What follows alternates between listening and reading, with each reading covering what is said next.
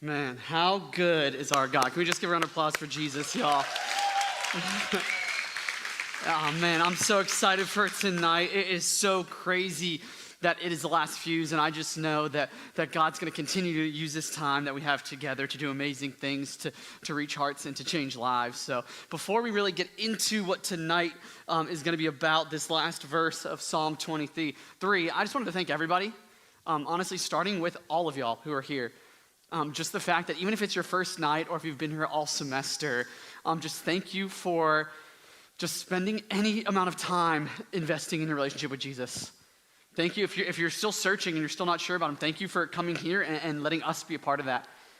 If you've been here all semester, thank you for just joining us as we've been in the Word and we've been seeking him out, his face out. So I just want to thank everybody who's here. I also want to thank all of our volunteer students.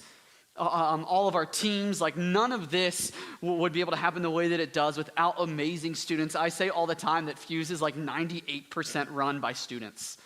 Like, yeah, I get up on stage and I give the message, and me and Alexis and Olivia, our intern, work in the background to make things happen, but really, like, it's almost entirely run by y'all, and that is beautiful.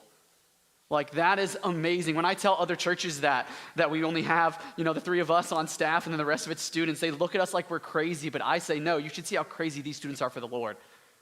Because that's why they do it. That's why we're able to do this, because some of y'all are so excited about your relationship with Jesus and helping others find him and learn about him and grow with him that you've invested in this place. So thank you for investing in it as well. And really, a special shout out to our leadership team that leads those teams.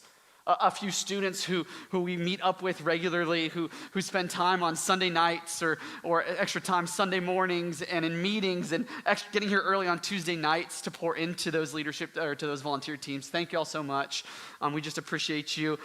Josh and Olivia, I don't know if you guys know them. They're in our sound booth and in our AVL room in the back all the time. Yeah, if you know them, yeah. You guys are such an instrumental part of this, not just in your service, but in your hearts. Like, you guys help set the culture. They love you guys. And they're expecting their first child now, and they're so excited about it. We're all so excited about it. But if you know how they talked about y'all already, they talk about you guys like you are their kids. They invest in you, and they love you so much. So I appreciate you guys so much. And my fellow staff members, Pastor Alexis and our intern Olivia Clark. Can we just give them a round of applause as well real quick?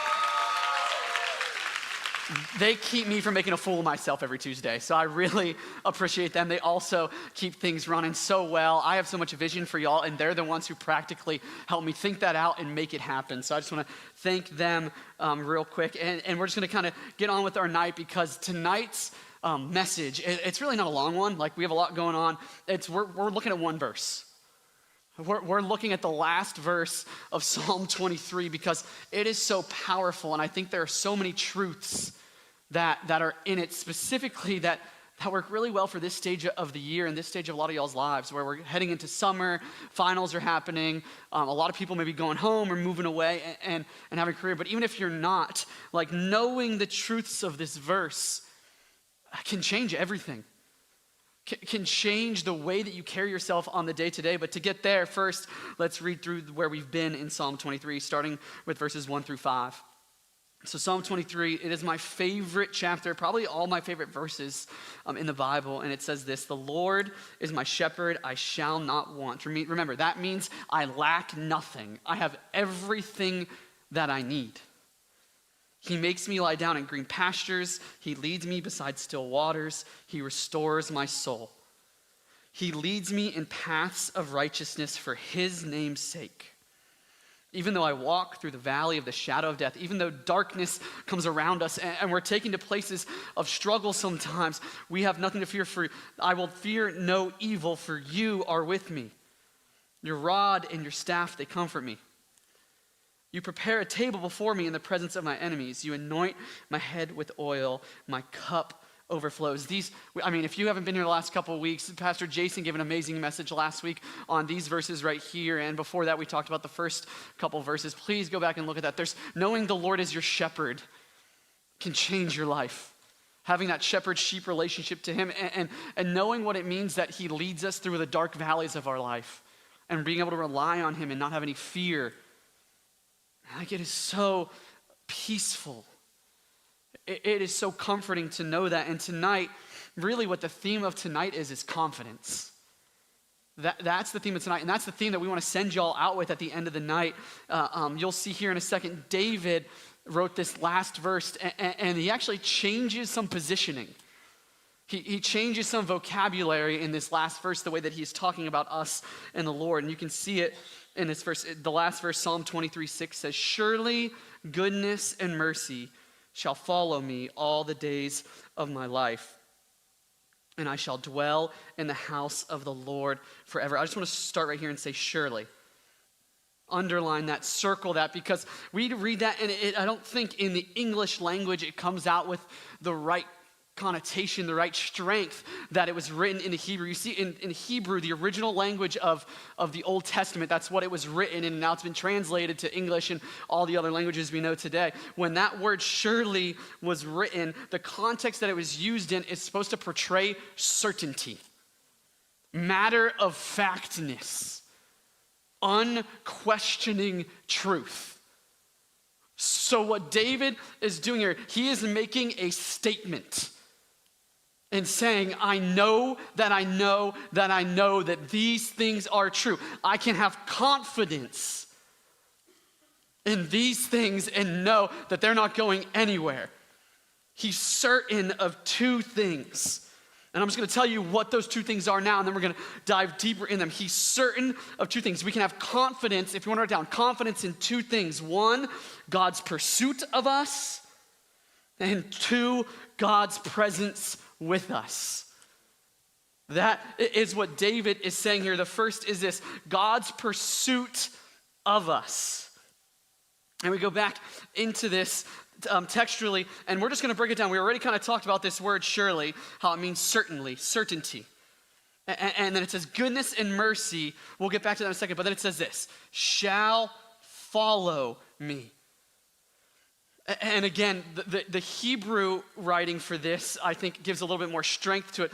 It's the equivalent. You see it used, especially in the Old Testament, when somebody's being tracked down or chased, specifically usually by an enemy. That's not this context, but that's the idea of it. That there is a pursuit, a hard pursuit going on for somebody to capture them, to get them in, to bring them where they're supposed to be, or to bring them where they say they are supposed to be. And this is super fascinating for a couple of reasons. One, because of King David's life.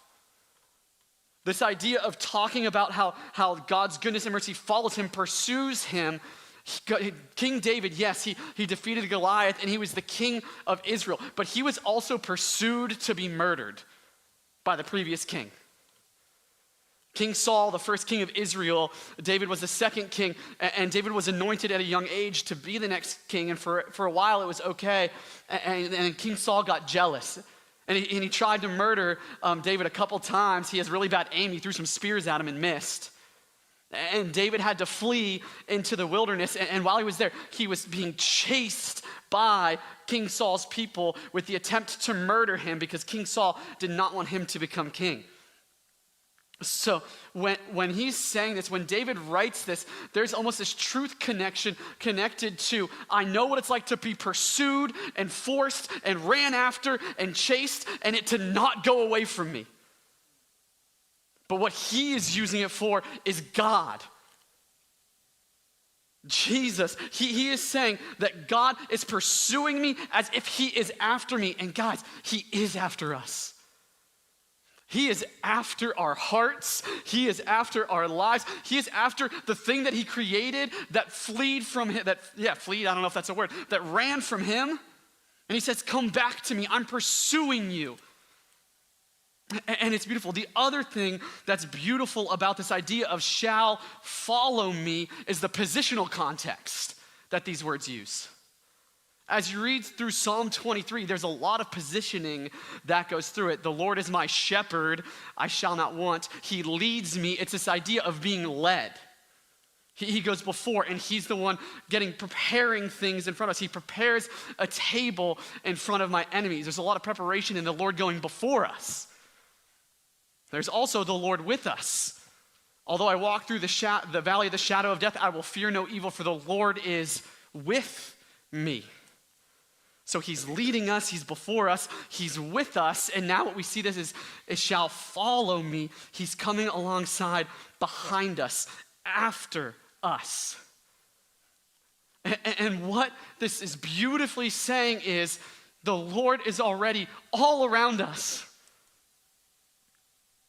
It's so beautiful. The God of the universe is before in the things that we don't know, and he's preparing our way. He's with whatever's going on right now in your lives. He is there, and he's behind, lifting us up, protecting us from the other things that are chasing us. And some of y'all know what's chasing you. I know what's chasing me a lot of the time. Fear and anxiety and temptation and my flesh and the enemy. There's a lot of things that are after our hearts, after our souls. And what David is saying is, it doesn't matter because all those spaces are already filled by the God of the universe. So what is there to fear? What is there to worry about? It's just this idea that we can have confidence and be secure in our position with the Lord. He has us. And he's and he's not letting go of us. He has us, and wherever we go, he's running with us to make sure that we are in his hand. But the question is, are we pursuing him back? Like, when I read this, like seeing David, and I know David made mistakes and he did some pretty terrible things. But I also know that David was a man after God's own heart. And the fact that the Lord pursued him and wanted him in all of those things, it should give us some desire. Say, God, you're just too good. You're pursuing me, and God, I want to pursue you. I don't want to run from you. We can't run from God.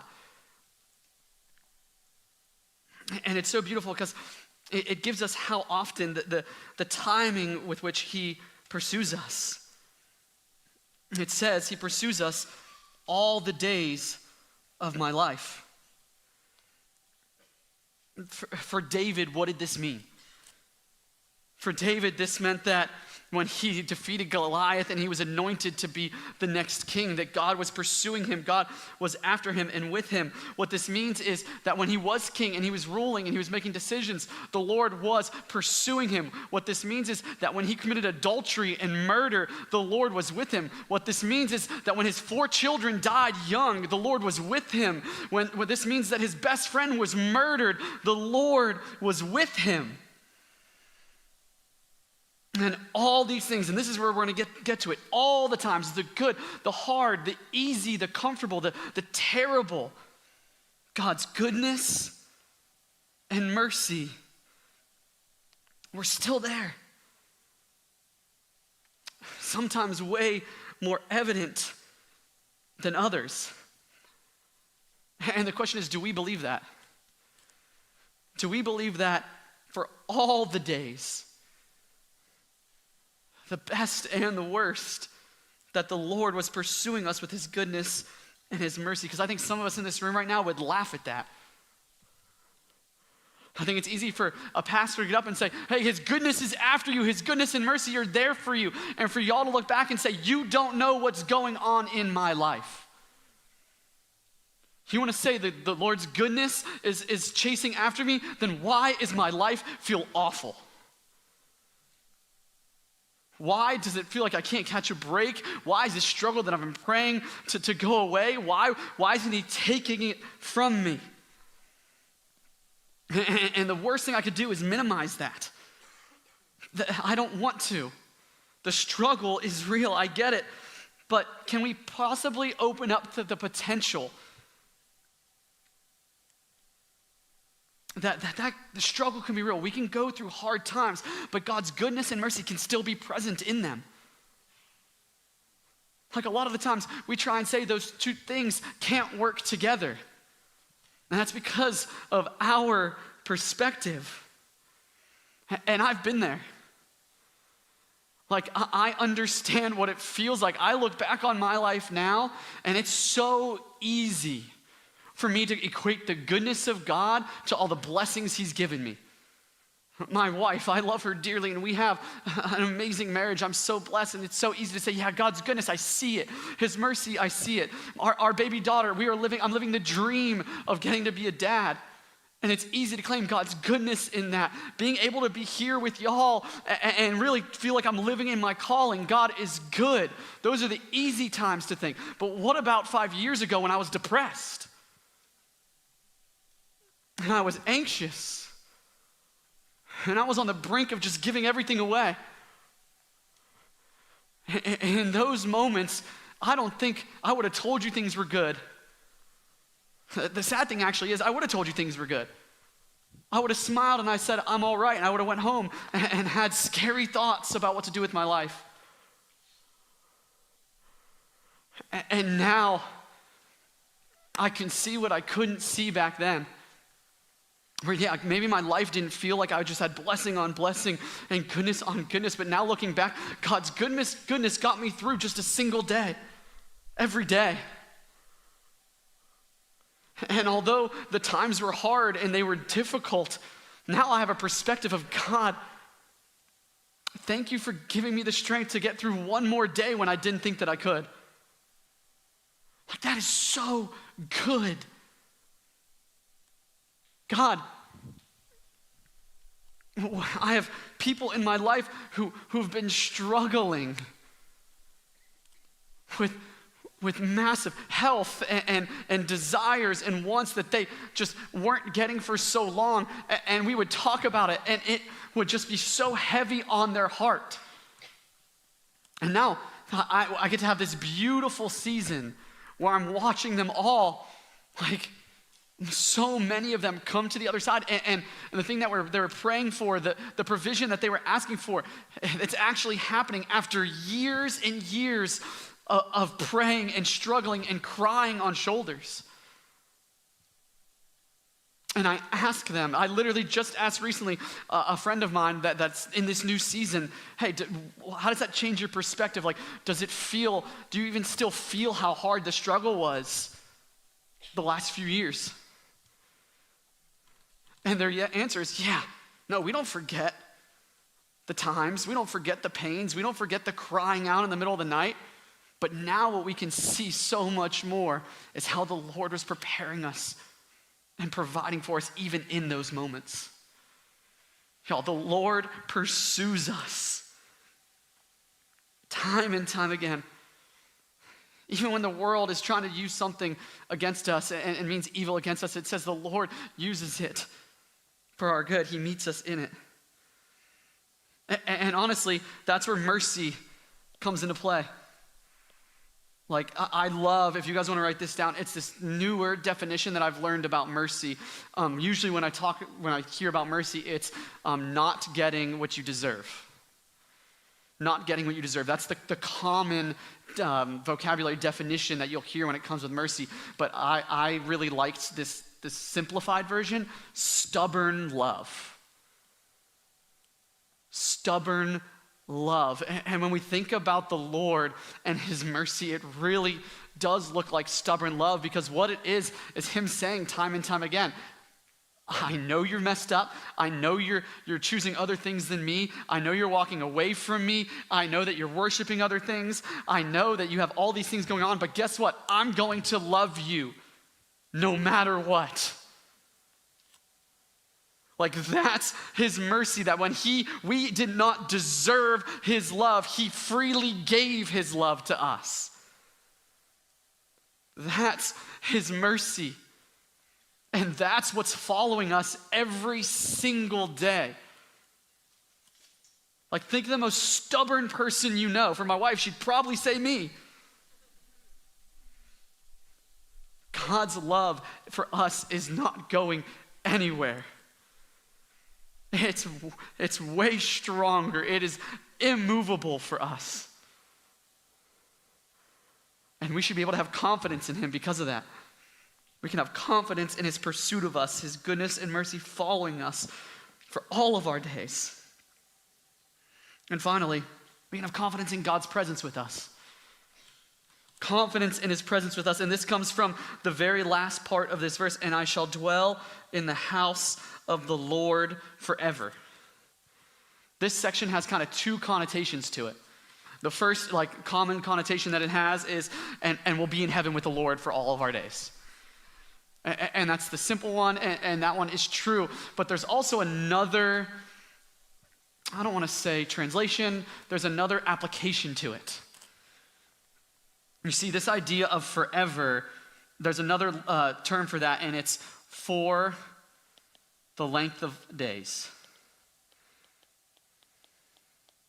For the length of days. And that goes along with I shall dwell in the house of the Lord. The house of the Lord was a real thing at this point. You see, when David was writing this, there was this thing called the tabernacle.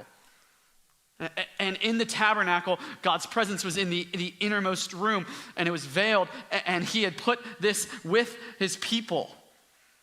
It was his presence. The house of the Lord was God's presence. So what David could also be saying here is, and I shall be present with the Lord. I shall have his presence with me for all of my days. Every single day, I will seek out the Lord's presence in it. And I think that's beautiful because it's honestly seen through the entirety of the Bible. From the moment Adam and Eve are created and the Lord is walking in the garden with them, to the moment that God chooses Abraham to make a nation out of the nation of Israel out of, and he gives them first Moses, he leads them out of Egypt with his presence, the cloud of fire at night and cloud in the day. And then he tabernacles with them. He makes his presence in this place. And then the tabernacle turns into the temple where he resides. And then we see Jesus, Emmanuel. What does Emmanuel mean? Anybody? God with us. His presence with us in flesh. And then he says, when he's passing and he's rising back into heaven, he's been crucified and risen. He says, I'm sending another like me. And what that means is of the exact kind of me. The Holy Spirit he's sending to us. And when he says that, he says, and it will dwell in you, and we are the temple. And all the way to the end of Revelation, literally the second to last chapter, it says, and the presence of the Lord will be with his people. God has never removed his presence from us or trying to reconnect his presence with us. We are the ones that have been pushing away his presence from the moment Adam and Eve fell. And we can, how confident can we be in our life? Knowing that no matter how hard we push, no matter how hard we run, no matter how hard we try, all God's going to want to do is pursue us and be present with us. And that's why he gave us Jesus, so no matter what we do, we can run to Jesus and we can repent and we can be with God, and he can change us from the inside out so that we can feel his presence, we can be used by his presence, by his Spirit. And I think, just talking to all of our seniors right now, as y'all prepare for what's next, my biggest fear is that you will think that God's presence is attached to a building, or his presence is attached to a person other than yourself, to me, to Pastor Alexis, to whoever your Sunday pastor is. Because God is not pursuing you at Fuse. And he's not only present with you at Fuse, he's pursuing you from the moment you open your eyes to the moment you close them, all throughout the night and the next day. He's continually pursuing you, and he's present with you. So this next stage of life, whether it's school, whether it's work, I don't know what's coming. You may think that you know what's coming, but honestly, you don't. You can prepare and you can do all the things on your checklist to set it up the way that you want. But there is no way to know. There's no way to be confident in any of that. But what I truly believe you can be confident in, the only thing that you need, this idea of I have everything that I need, it's that God is going to pursue you in it, and he's going to be present with you in it. And are you going to meet him there? Are you going to meet him there? Because if I could make you guys have a life verse, it might be this. Surely goodness and mercy shall follow me, to have you looking for his goodness and mercy at all times. And saying, God, I'm seeking out your presence until my last breath. That's what I want for you. All of you. So seniors, we celebrate you tonight. We have great expectations for you. I believe that y'all are going to change the world for Christ. And honestly, what that might mean is you might walk with one person and lead them to the Lord, who's going to then change their eternity. And guess what? That is changing the world.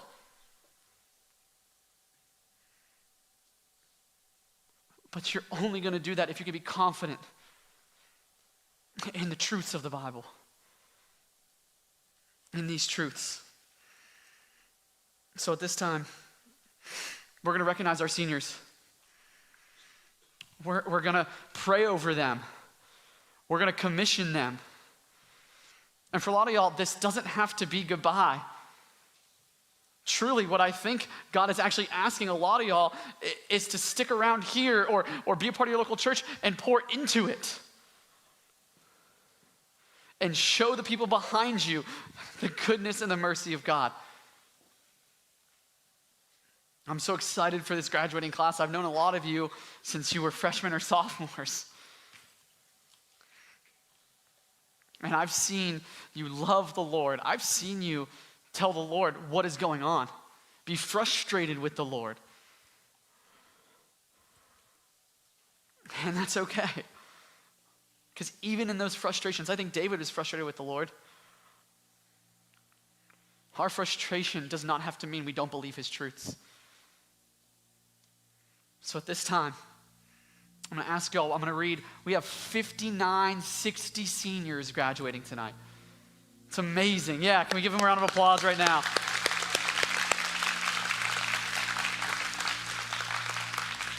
Y'all have meant the world to me. Y'all have meant the world to a lot of your fellow students and friends.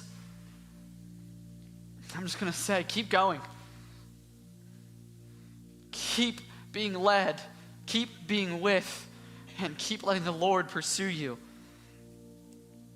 So I'm going to read your names, and I'm going to ask y'all just to hold your applause until the end. And we're going to give you your chords, and then we're going to do one final worship song of the night. And may the Lord bless you and keep you, seniors.